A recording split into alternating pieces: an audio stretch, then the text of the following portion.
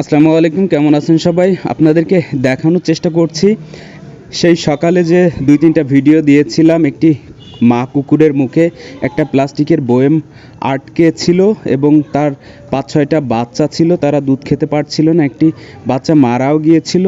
তো সকালে আমাদের রেড ক্রিসেন্টের একটা টিম উদ্ধার কার্যক্রমে আসে, কিন্তু এই কুকুরটিকে ধরা যায়নি। পরবর্তীতে বিকালে সন্ধ্যার আগে আবারও সেই কুকুরটিকে ধরার চেষ্টা করা হয় রেড ক্রিসেন্টের টিমের সাথে। আমাদের এক ছোট ভাই আমানুল্লাহ, সে কুকুরটিকে ধরছে। দেখছেন কুকুরটিকে সে খুবই চতুরতার সাথে ধরে নিয়ে আসছে এবং রেড ক্রিসেন্টের আমাদের ছোট ভাই অনেক দায়িত্বের সাথে রেড ক্রিসেন্টের টিম নিয়ে এই কুকুরটি উদ্ধার কার্যক্রমে যুক্ত হয়। আপনারা দেখতে পাচ্ছেন কুকুরটিকে ধরে উপরে নিয়ে আসা হচ্ছে এবং এই বয়ামটি তার মুখ থেকে খুলে দেয়া হচ্ছে।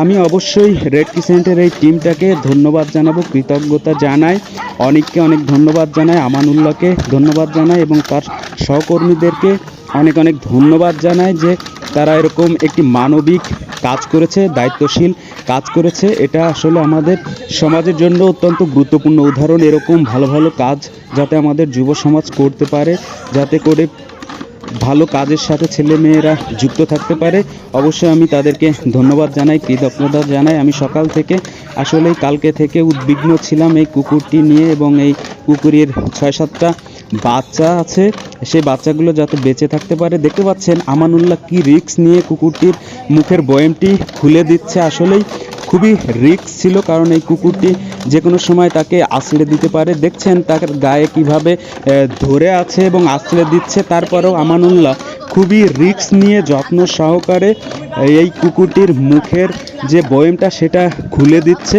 আমরা চাই এরকম যুব সমাজ আমাদের সমাজে তৈরি হোক, এরকম দক্ষ স্বেচ্ছাসেবক রেড ক্রিসেন্টে তৈরি হোক, যাদের মধ্য দিয়ে সমাজে ভালো ভালো কাজ হোক, যাতে করে সমাজের উন্নয়ন ঘটুক।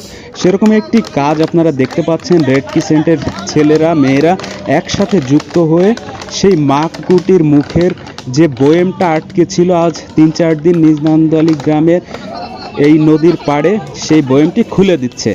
আলহামদুলিল্লাহ, সেই বয়ামটি খুলে দিয়েছে। মা কুকুরটি দৌড়ে চলে যাচ্ছে। আসলে ভয় পাওয়ারই কথা। অনেক অনেক ধন্যবাদ ছোট ভাইদেরকে, ধন্যবাদ সবাইকে।